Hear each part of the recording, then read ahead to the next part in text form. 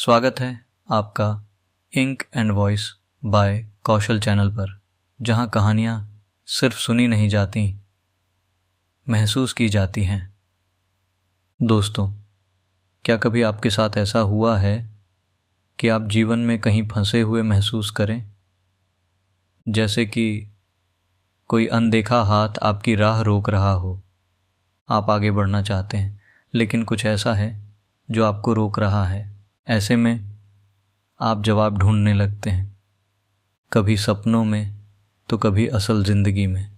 यही सवाल जापानी लेखक हरुकी मुराकामी की मशहूर किताब काफ्का ऑन द शोर का आधार है। इस किताब में ऐसे किरदार हैं जो खुद को समझने की कोशिश कर रहे हैं, और इसी सफ़र में वो हमें भी हमारी ज़िंदगी के गहरे सवालों के जवाब सिखाते हैं। अब एक कहानी सुनिए। मान लीजिए एक 15 साल का लड़का है। वो अपने घर से दूर भाग रहा है। क्यों?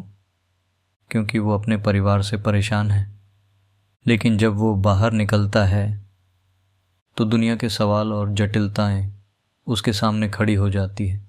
क्या आपको ये कहानी जानी पहचानी लगती है? हो सकता है आप भी कभी अपने बचपन में ऐसा ही महसूस करते हो। एक ऐसा सफ़र जहां अपने आप को पहचानने की चुनौती हो। यही कहानी है काफ्का तामुरा की। काफ्का ऑन द शोर सिर्फ एक किताब नहीं है, यह हमारी ज़िंदगी के सबसे बड़े सवालों का जवाब है। अब इस अद्भुत कहानी में दो मुख्य किरदार हैं। पहला है काफ्का तामुरा, 15 साल का लड़का जो अपने पिता के कड़वे रिश्ते और एक अजीब सी भविष्यवाणी से परेशान होकर घर से भाग जाता है। दूसरा है सतोशी नाकाटा, एक बूढ़ा आदमी जो बचपन में एक रहस्यमयी घटना के बाद अपनी याददाश्त और साधारण समझ खो चुका है, लेकिन उसे एक अनोखा कौशल हासिल है। वो बिल्लियों से बात कर सकता है। काफ्का टोक्यो से दूर शिकोको नाम के शहर में एक शांत लाइब्रेरी में शरण लेता है, जहां उसकी मुलाकात होती है ओशिमा और मिस साइकी से। ओशिमा एक गाइड की तरह उसे उसकी पहचान की खोज में मदद करता है, और मिस साइकी एक रहस्यमयी महिला जिनका अतीत काफ्का की ज़िंदगी से जुड़ा हुआ है। दूसरी ओर नाकाटा एक हत्या के रहस्य में फंस जाता है, हालांकि उसे खुद नहीं पता कि उसने ऐसा किया या नहीं। ये कहानी दो अलग अलग रास्तों पर चलने वाले किरदारों की है, लेकिन जैसे जैसे कहानी आगे बढ़ती है, इन दोनों के रास्ते एक दूसरे से जुड़ने लगते हैं। काफ्का अपनी पहचान और भविष्यवाणी से बचने की कोशिश करता है, और नाकाटा अपने खोए हुए अतीत को ढूंढने में लगा है। Symbolism and mysticism. Kafka on the shore सिर्फ एक साधारण कहानी नहीं है, यह सपनों, प्रतीकों और रहस्यमयी घटनाओं का एक जाल है। मछलियों की बारिश यह कहानी में एक महत्वपूर्ण घटना है। यह हमें दिखाती है कि कभी कभी जिंदगी के अजीब अनुभव हमें कुछ सिखाने आते हैं। अजीब कैरेक्टर्स जैसे कॉलोनल सैंडर्स और जॉनी वॉकर, यह कैरेक्टर्स केवल व्यक्ति नहीं हैं, यह हमारे डर, इच्छाओं और विचारों का प्रतिनिधित्व करते हैं। Emotional connection. ये किताब हमें ये समझाती है कि हमारी ज़िंदगी में हर घटना किसी न किसी कारण से होती है। कभी यह हमें बड़ा सपना देखने की प्रेरणा देती है, तो कभी हमारे अतीत से जुड़ने का मौका। Main principles and lessons from Kafka on the shore. अब सवाल यह है कि यह कहानी हमें क्या सिखाती है।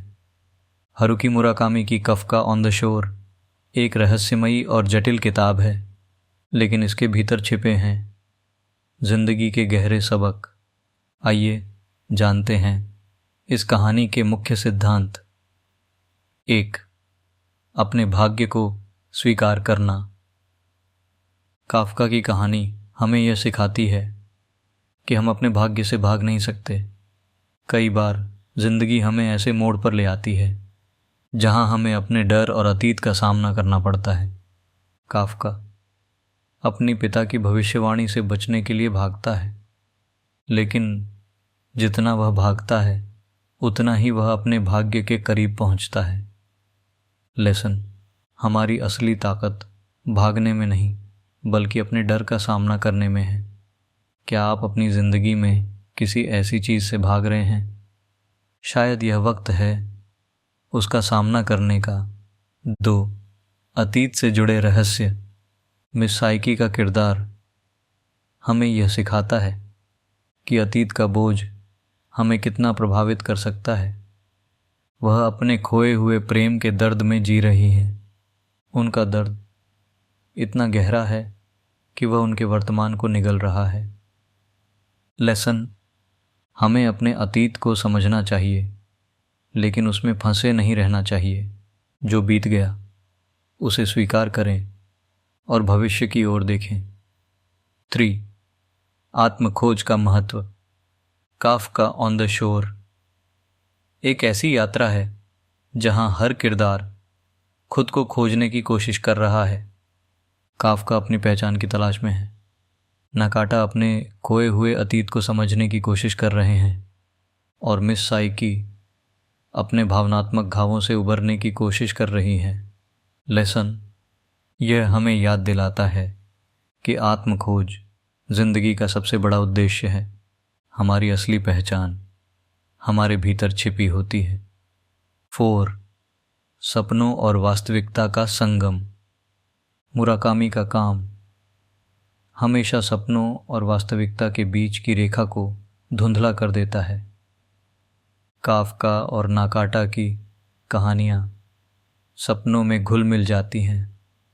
सपने हमें दिशा दिखाते हैं, लेकिन वास्तविकता वह रास्ता है जिस पर हमें चलना है। लेसन, जिंदगी में सपनों को देखना ज़रूरी है, लेकिन उन्हें हकीकत में बदलने के लिए मेहनत करना भी। 5. जीवन के सवालों का जवाब हमेशा स्पष्ट नहीं होता। काफका ऑन द शोर हमें यह भी सिखाती है कि हर सवाल का जवाब सीधा और स्पष्ट नहीं होता। कुछ रहस्य अनसुलझे रह जाते हैं और यही अनसुलझे सवाल हमारी ज़िंदगी को गहराई देते हैं। कभी कभी सवालों को जीना जवाब पाने से ज़्यादा महत्वपूर्ण होता है। The moral of Kafka on the shore, ये कहानी हमें यह समझाती है कि ज़िंदगी में सब कुछ एक यात्रा है। हर किरदार हमें यह सिखाता है। काफका तामुरा, अपनी पहचान की खोज करो। नाकाटा, अपने डर को स्वीकार करो। मिस साइकी, अतीत से उबरकर वर्तमान को जीना सीखो। तो दोस्तों, काफका ऑन द शोर सिर्फ एक किताब नहीं है। यह आत्मखोज, रहस्य और ज़िंदगी के गहरे सवालों की कहानी है। हारुकी मुराकामी ने इस किताब के ज़रिए हमें यह सिखाया कि ज़िंदगी का असली मतलब सवालों को जीने और जवाबों को ढूंढने में है।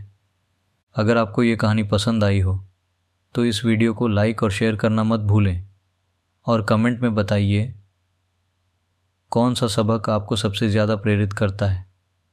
ये था इंक एंड वॉइस बाय कौशल, जहाँ कहानियाँ सिर्फ सुनी नहीं जाती, महसूस की जाती है। हम फिर मिलेंगे एक और अद्भुत कहानी के साथ। तब तक के लिए अपना ख्याल रखें और याद रखें, ज़िंदगी एक कहानी है, उसे दिल से जिएं।